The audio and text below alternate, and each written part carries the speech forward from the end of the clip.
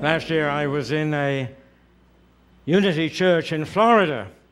Beautiful church, quite a new church, shaped in an octagon, and the doors looked out onto a beautiful lake. And we had a wonderful time, had lots of fun. And a woman came to me at the end of one of the services, and she said, I have something to confess to you.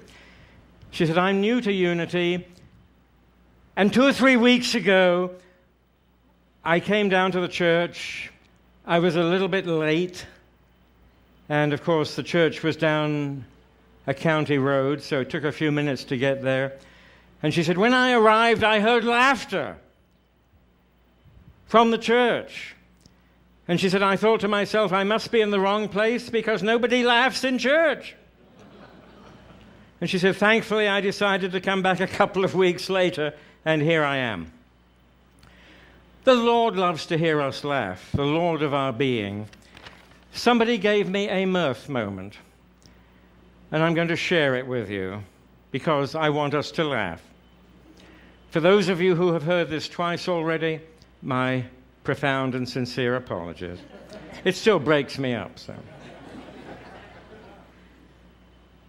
A retired mobster lived alone in New Jersey. Now, if you're from New Jersey, I'm sorry.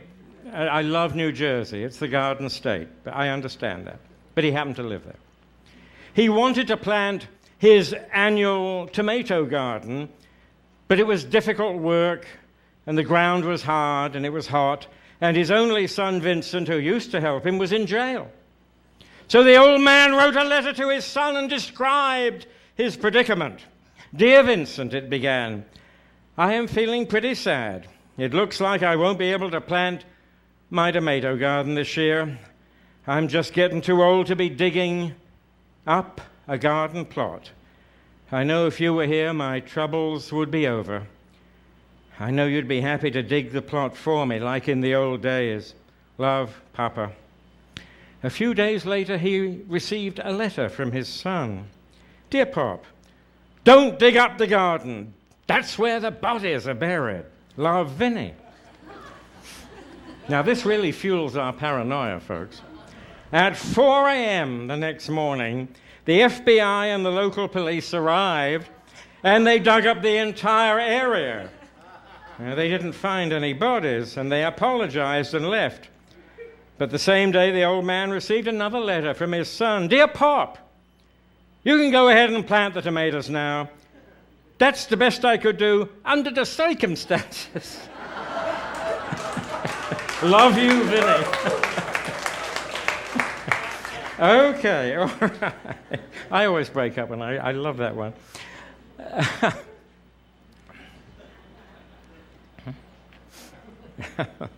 What a great idea. And it proves the point, doesn't it?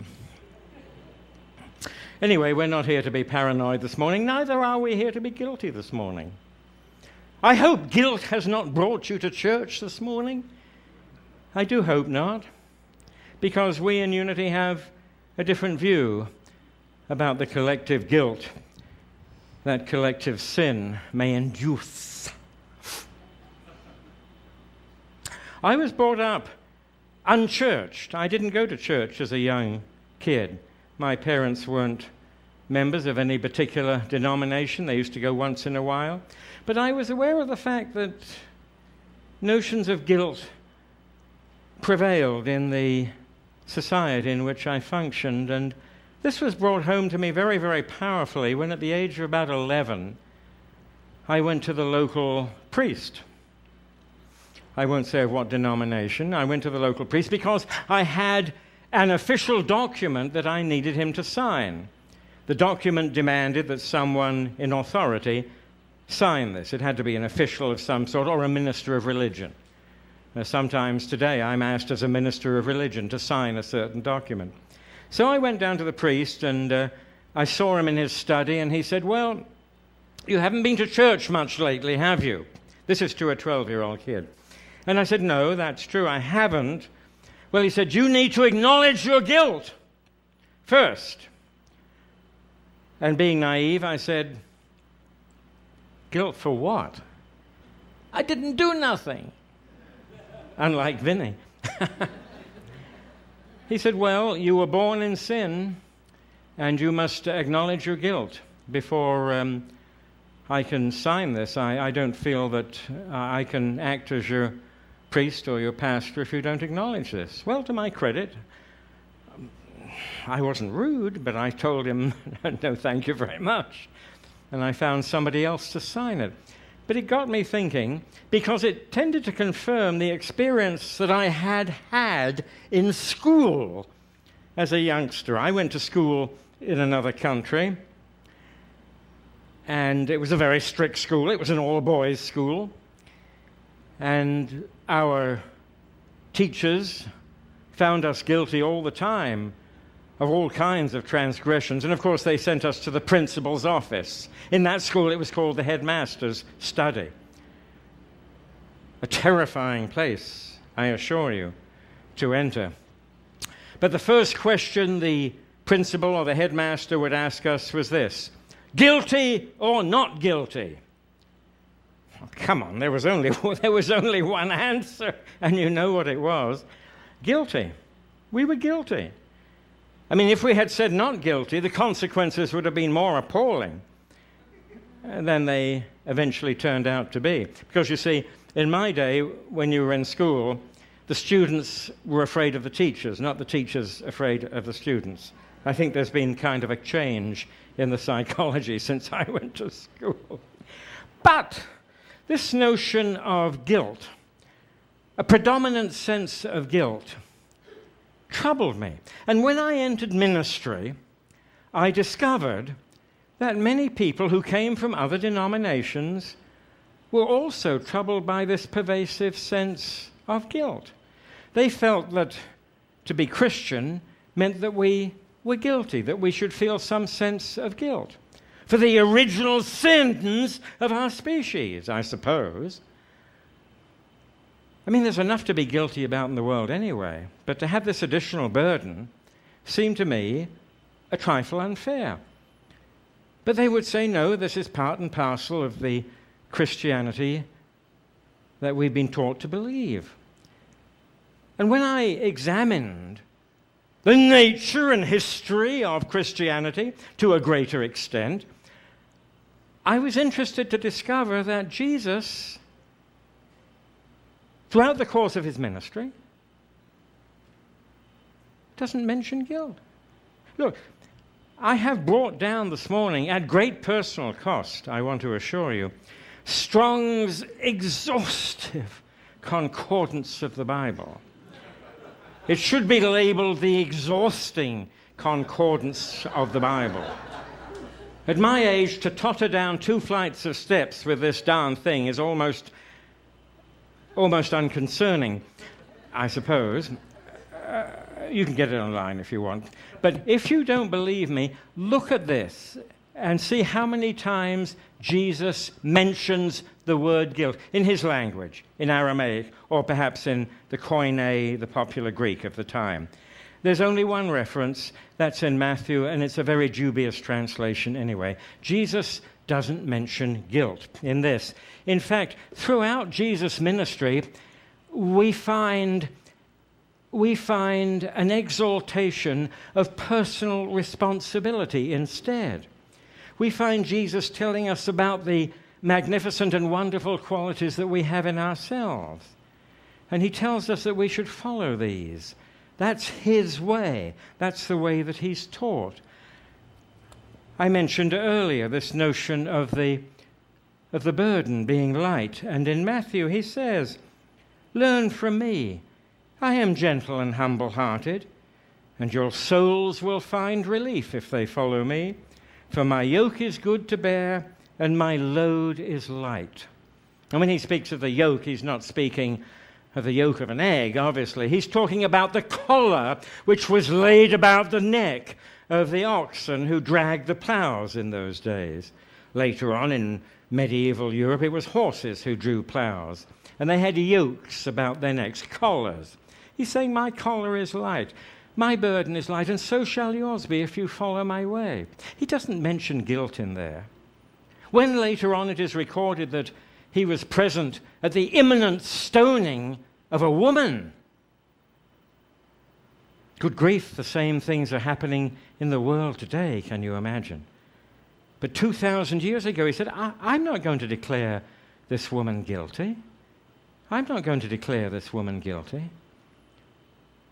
It's a matter of individual understanding. If she experiences guilt, then she will herself come to a sense of regret. It's an individual matter. And this is what is so amazing about Jesus the Master's teachings. 2,000 years ago, he had moved the notion of guilt away from the collective. And when I say the collective, I think of the nation of Israel to which he belonged. They felt a sense of collective guilt. They believed that they had angered God. Why else were they occupied by the Romans? Why else was Palestine occupied by the Romans? In the Old Testament, in Jesus' Testament, in Jesus' Scripture, God is always smiting. Oh, I love that verb. Smite, smote. You can decline it. I smote, they smote, thou shalt smote, thou shalt smite. We smote, we will smote. We will smite. It's a beautiful thing. A lovely verb to fool around with. You don't find it much anymore, alas. I haven't smote or smitten anybody for years and years. And nobody has smitten me, unfortunately. But there was that collective sense of guilt among the Israel nation, the Israelitish nation. And Jesus even denied that. And that's one of the reasons why his fellow religionists condemned him. He was concerned with the individual responsibility of the human being. A little bit like the Buddha, who had lived several hundred years before, who talked about the right way to function and proceed in a civilized and humane society. Jesus taught us how to relate to our fellow human beings with compassion, with concern, with care. He wasn't naive. He knew that sin and evil exist in this world. Our co-founders, Charles and Myrtle Fillmore, acknowledged that sin and evil exist in this world. There are some people who say, oh, unity pronounces everything good. Not entirely so. The Fillmore said that sin and evil are in our world, but they have no necessary hold over us. That's the point. We have the choice. We have the choice. Those men who shot down the plane the other day and killed 300 innocent people, it was their choice to pull whatever trigger they pulled. And they should be held guilty for that. And maybe they feel guilty for that. So it's not a question of dismissing guilt altogether. I don't. Unity doesn't. And neither did Jesus. There are issues of individual guilt that we have to consider. But this notion of universal guilt is abhorrent.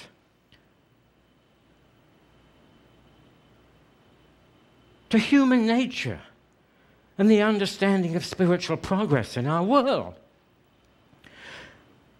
I have had the opportunity to baptize many kids in my life. Little children, mothers and fathers will bring them to me. I'm terrified to take hold of them. I have 2 kids of my own. Well, one's 35 and one's 45, but I remember when they were teeny weeny, and I was terrified to hold them. I had this panic. But, sometimes I'm given these little babbies to hold, and there they are, giggling and gurgling. They're probably pretty mischievous. Are they evil? Come on. Are they guilty of a sin committed mythologically thousands of years ago? Are they guilty of that? Oh my God. How could that be? We are born in joy. We are born in virtue. We are born in peace. We are born in love. not in evil, corruption, sin, and guilt. There's plenty of time to acquire guilt, folks. Yeah. I'm guilty of things that I wished I hadn't done. I don't think I've ever done anything evil to anybody. I've said a few things I wished I hadn't. I've never stolen any money from anybody as far as I can recollect. But I have enough reason to feel guilty of this, that, and the other. But guilt for a universal sin in which I could not conceivably, possibly have participated? No. Sorry. Now, I could rush from this chapel right now and go out to the road there, and with malice aforethought, or a lovely phrase that used to belong to the old English common law, with malice aforethought, with malicious intent.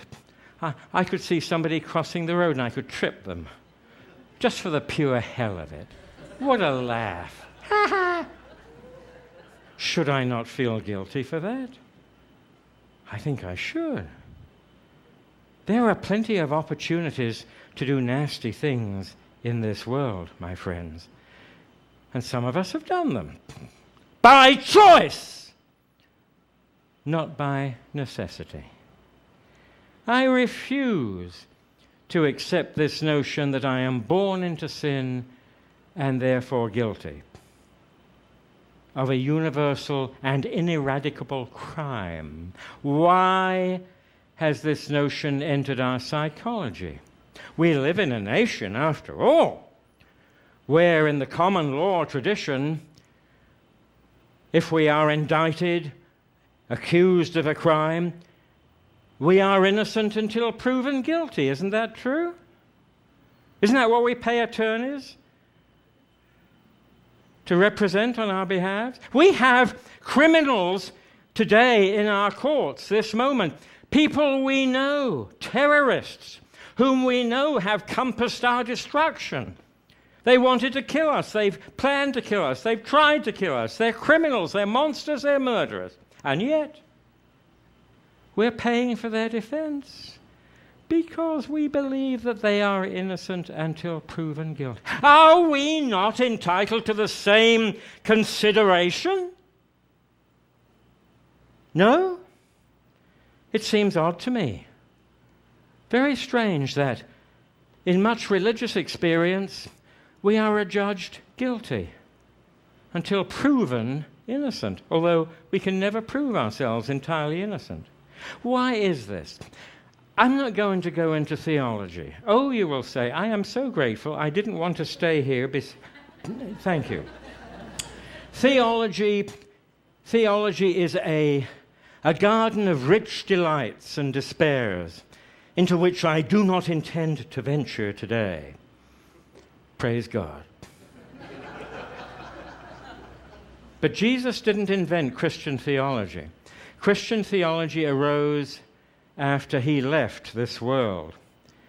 It was developed in part by the Apostle Paul, but later by the various councils that sat, the Concilia movement itself. And what emerged from these deliberations over several hundred years was a very elegant system. We fell, therefore we are corrupt, and the fall is chronicled in that Garden of Eden. We fell. We have to be redeemed. Jesus is the redemptive figure. That's how he fits into this whole scheme. You've got to do something with Jesus. What are you going to do with him? Make him the sacrificial lamb. By his blood we are cleansed, if we accept that as a truth. But until then we remain guilty. And even if we are redeemed by the blood of Jesus, there is still a residual guilt there that we can never shake. This is part of Christian theology. We in Unity claim to be of Christian derivation because we believe what you will find in that concordance, that Jesus never accused human beings of original sin for which they need feel guilt. It's not there. Jesus was realist enough to know that we did nasty, mean, miserable, and horrible things to one another. For heaven's sake, those things were done to him. But by choice, not by necessity, not because we were fundamentally corrupt, evil, guilty. That's the difference. We have the choice. Yeah, there are plenty of things about which we can feel guilty. I'm not going to enumerate them. You do them yourself. There's plenty of opportunity for guilt in human experience, and maybe it's a good thing. Maybe our capacity to feel guilt keeps our society on the straight path, on the straight and narrow, gives us a basis, a fundamental basis for our morality. Sometimes it's good to feel bad about what we've done. But to imagine that that capacity to experience guilt is inherent and is necessary, a fundamental part of our nature and being, that to me again is a travesty of spiritual teaching and of Jesus' word. No, I don't believe in original sin, and I don't believe in the inevitable and continuing guilt of humankind. I believe we have choice, that we may do nasty, mean, and horrible things. But I think if, as Jesus said, we follow his way, if we love one another, if we have compassion, if we treat others as we would have them treat us, surely we can avoid the snares of guilt. It was Shakespeare who said, the bard himself, who said, of all the miserable human experiences put together, guilt is the worst, because it gnaws at our souls. We have enough to deal with as it is. We have enough feelings of guilt. Guilt for not having done our best as parents, helped our friends sufficiently, done this, that, or the other, paid our taxes. They'll get you. Sooner or later, they'll get you. Why would we add the burden of an ineradicable guilt that is associated with us from an era that is itself mythologic in nature? We are free. Jesus told us we are, in effect, free souls with the gift of choice. If we acquire a burden of guilt, we done it, not God. Okay? Sit down.